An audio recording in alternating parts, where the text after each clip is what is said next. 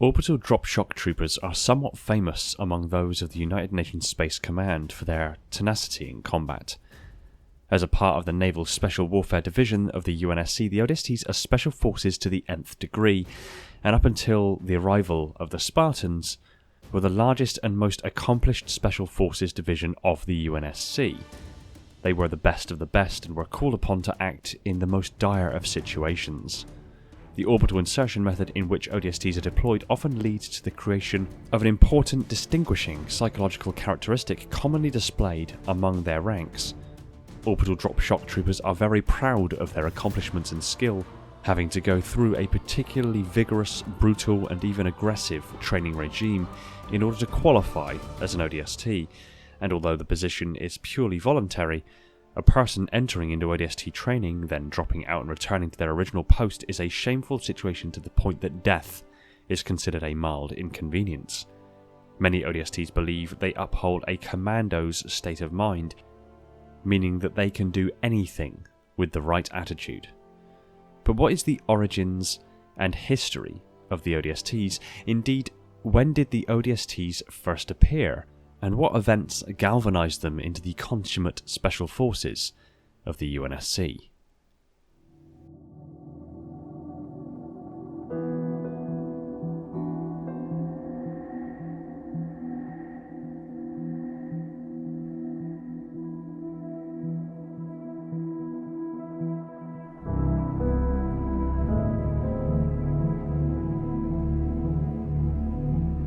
Hey everyone, welcome back to Installation 00. This is Law and Theory, and today we're looking into the origins and history of the ODSTs. Unsurprisingly, the ODSTs have their deep origins in the paratroopers of the 20th and 21st centuries. These soldiers frequently inserted via parachute behind enemy lines to capture strategically important targets in anticipation for a larger advance by a more conventional and numerous military force. Although they were only marginally successful, they proved the concept of paratroops as useful and effective in large-scale warfare. Paratroopers jump out of airplanes and use parachutes to land safely on the ground. This is one of the three types of forced entry strategic techniques for entering a theatre of war, the other two being by land and by water.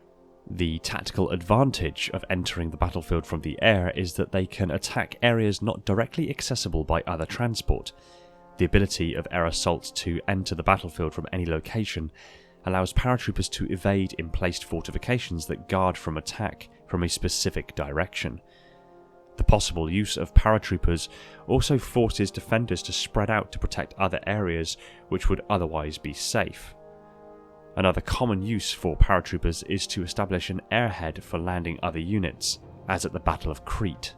The first extensive use of paratroopers was by the Germans during World War II. Later in the conflict, paratroopers were used extensively by the Allied forces. Cargo aircraft of the period being small, they rarely if ever jumped in groups much larger than 20 from one aircraft. The first operational military parachute jump was from 1,600 feet and was logged in the night of August 8th or 9th in 1918 by Italian assault troops. The unfortunate reality of these earlier parachute deployments is that often soldiers were hanging in the air as slow-moving targets for a prolonged period of time, allowing enemy forces to pick them off one by one, leading to an immensely depleted force upon making groundside. As the size of aircraft increased, so did the volume of troops able to be deployed at once, but again, these aircrafts were relatively slow moving at a low altitude and were very obvious targets, putting them in range of anti-aircraft guns and surface-to-air missiles, and as these aircrafts are attacked, so the troopers fall within the line of fire.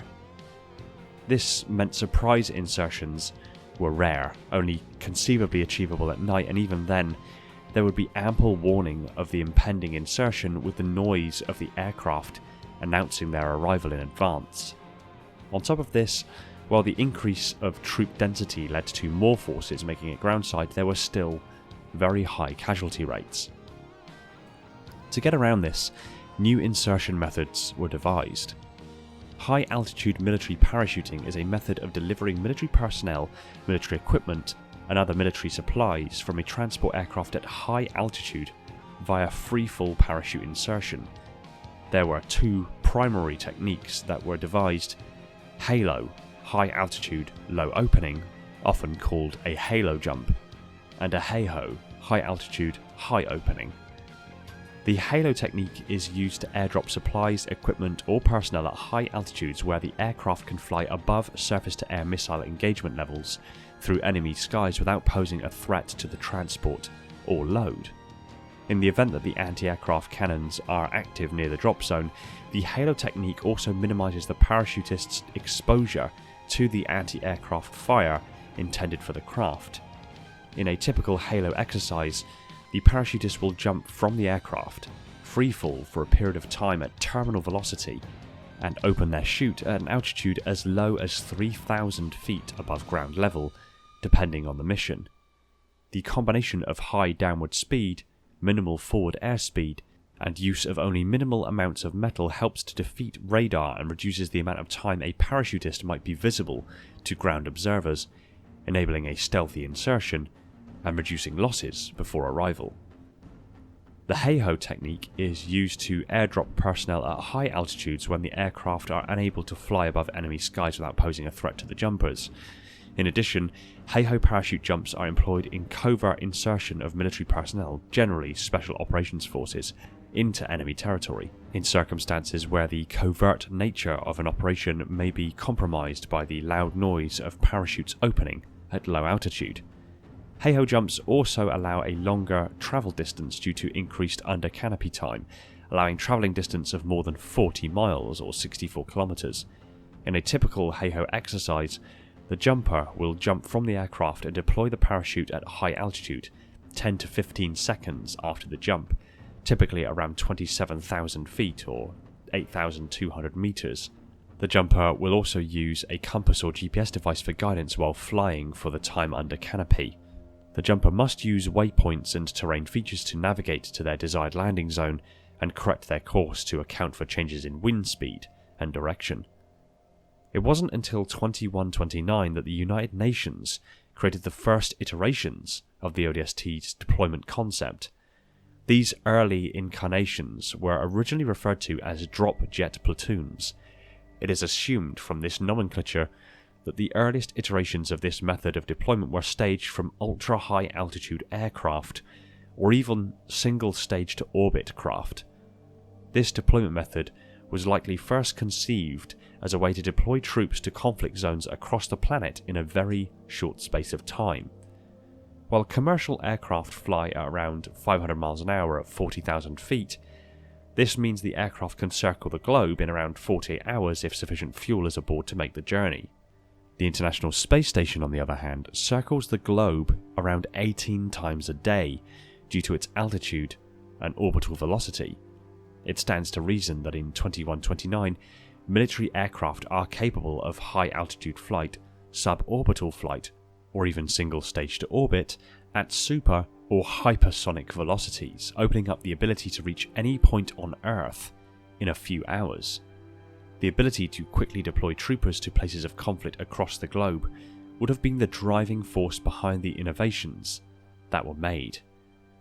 It is likely, due to the name drop jet, that these early drop jet platoons would board a UN aircraft that would achieve suborbital flight at supersonic velocities, and then decelerate and deploy these troops from this suborbital position to insert to the conflict zone independent of the aircraft.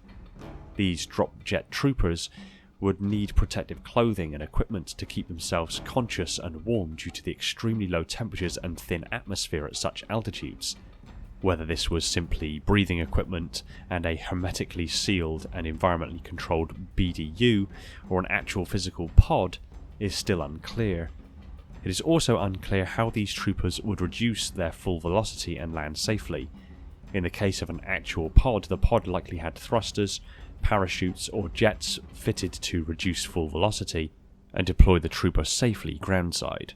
In the case that it is just the trooper in an advanced BDU, the trooper could perhaps employ either a parachute or a form of jump jet or jetpack to reduce full velocity to tolerable levels. The Orbital Drop Shock Troopers in their current form saw their advent in 2163 with the formation of the UNSC Marine Corps and the UNSC itself from Earth's disparate national military forces. That year also saw the first extraterrestrial deployment of UNSC Marines in the Mars campaign against the neo-communist Kosleviks.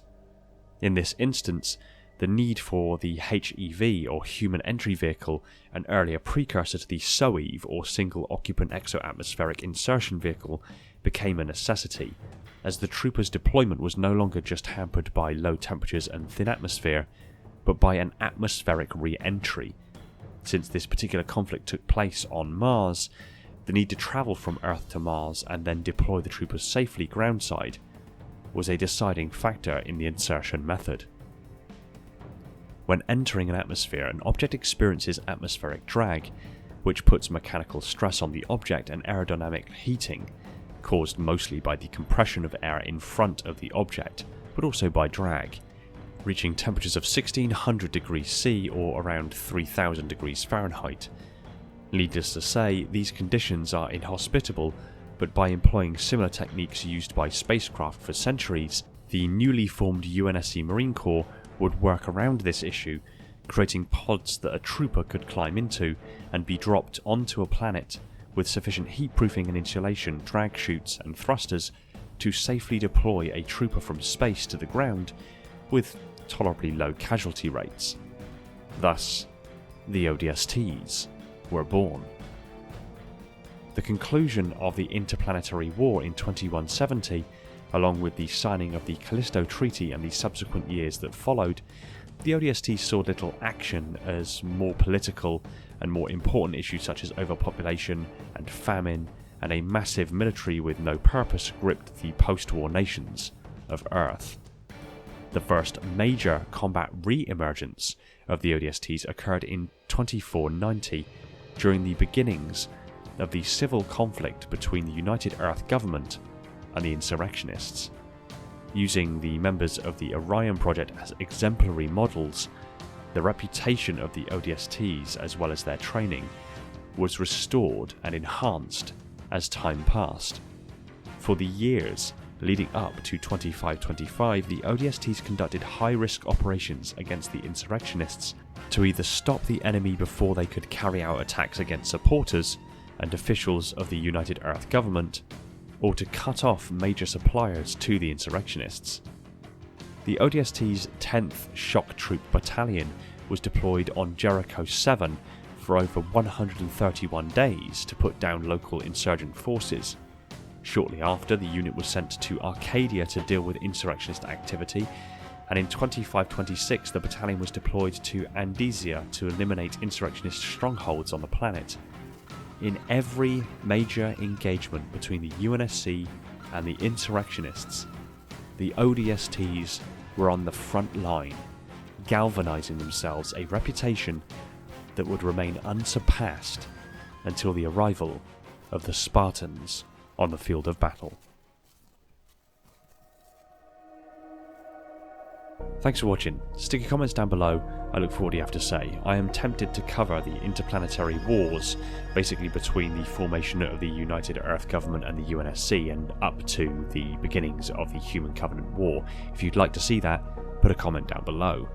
I want to give a quick shout out to my patrons and YouTube members Neek the Silent Cartographer, Kyle Stevens and Symphonic Storm, my Tier 0 Transcentients, Brian, Red Sea Darian, Stalker of the Realms, Falcon X003, Alvin, Mr. Fell, Flaming Halo, The Revanche, Starlight, Legions Lost, Josh, the TG7, TJ Jazz, Cat Herder Cam, Schneidish, Leon, Fellow Individual and Ignizzle, the Holders of the Mantle, my Glorious Reclaimers,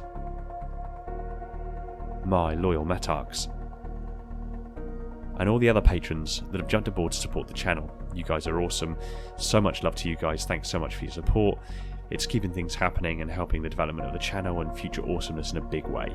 If you like Halo lore discussed to insane levels of detail, hit that subscribe button and the little bell icon so you're told the second a new video hits the shelves. Be sure to support us on all major social media channels including Discord, and if you really love the channel, consider heading over to Patreon and supporting the channel over there or jumping on as a channel member. It means the world to me and affords you loads of great perks and bonuses while also helping work towards some awesome stuff. Take it easy everyone, and find peace in the domain.